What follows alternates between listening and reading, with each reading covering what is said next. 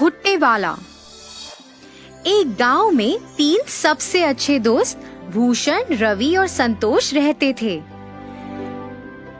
इन तीनों दोस्तों ने मिलकर मकई की फसल की कटाई शुरू की। उनकी पत्नियां नाश्ते के डिब्बे के साथ रोज खेत आती थीं और अपने पतियों को खाना खिलाती थीं। तीनों किसान एक दूसरे के बहुत करीब थे, यहाँ तक कि उनकी पत्नियां भी एक दूसरे के बहुत करीब थीं।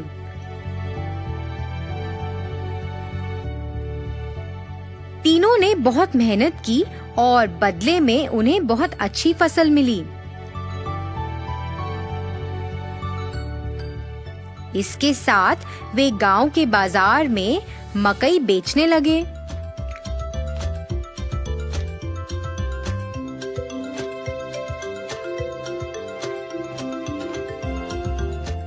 कुछ ही समय में स्वाद और मिठास के कारण सभी मकई भुट्टे बिक गए और दिन के अंत में उन्हें खूब कमाई हुई।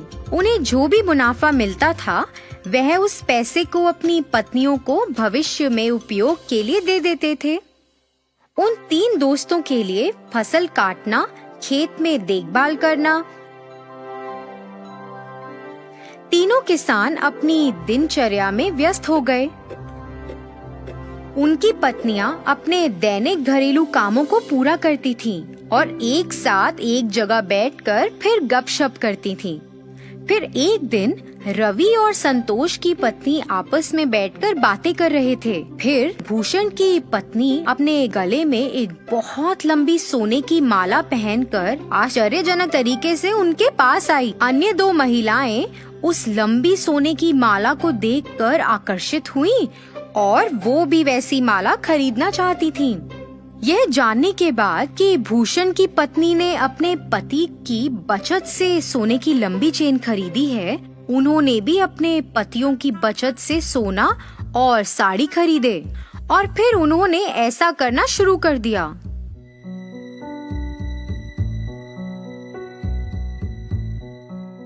पतियों ने अपनी पत्नियों को सोने की माला और महंगी साड़ी पहने देखा और उनसे इसके बारे में पूछा।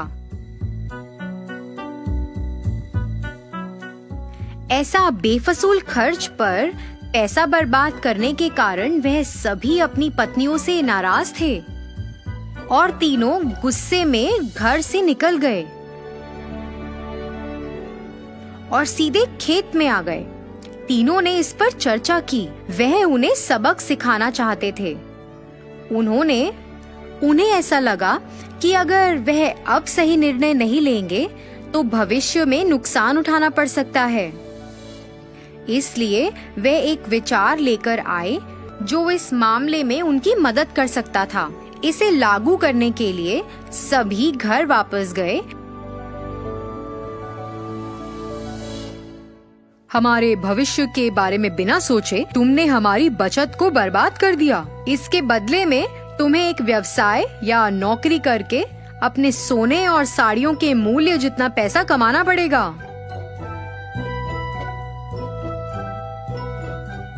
तुम तीनों आपस में फैसला करो कि इतनी बड़ी रकम कैसे कमाओगे और हमें अपना अंतिम फैसला सुनाओ।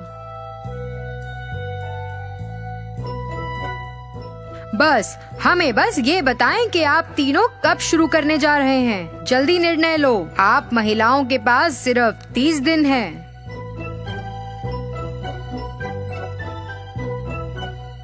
तीनों अपनी पत्नियों को समझाकर घर से निकले। उसके बाद तीनों पत्नियां अपने सामान्य स्थान पर मिली। 30 दिनों में इतनी बड़ी कमाई कैसे संभव है? इतनी बड़ी रकम कमाने के लिए हमें ऐसा व्यवसाय शुरू करना होगा जो इस गांव में अभी तक नहीं है। यह क्या व्यवसाय हो सकता है? तीनों ने खूब चर्चा की।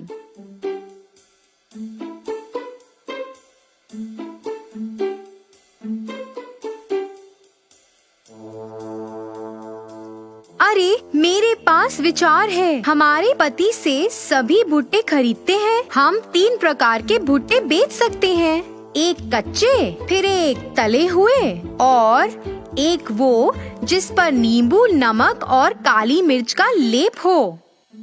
अन्य 2 महिलाएं भी भूषण की पत्नी से सहमत थी। वे तीनों अपने पतियों के पास गईं और अपने विचार के बारे में बताया। उनकी बात सुनकर तीनों किसानों ने सहमति जताई। उस दिन से उन तीनों ने बहुत मेहनत करना शुरू कर दिया, जैसा कि उन्होंने अपने पतियों से वादा किया था। उन्होंने अपनी दुकान के ठीक सामने एक बोर्ड लगाया जिस पर लिखा था कच्चा भुट्टा 15 रुपए, तला हुआ भुट्टा 20 रुपए और तला हुआ भुट्टा नमक, नींबू और काली मिर्च के साथ 25 रुपए। एक महिला ने भुट्टे का छिलका उतारा, दूसरी ने भुट्टे को भूना और तीसरी ने भुट्टे पर नींबू, नमक और काली मिर्च का लेप लगाया। बाद में उन्होंने उसे बेचकर पैसे कमाए। हालांकि ये महंगा था, पर फिर भी लोगों ने उसे खरीदना शुरू किया। 2 दिनों में ही काफी लोग भुट्टे लेने के लिए आए। उस मीठे रसीले भुट्टे के लिए लोग लंबी कतार में खड़े होकर इंतजार कर रहे थे। दिन के अंत में उन्होंने भुट्टे बेचकर 6,000 रुपए कमाए।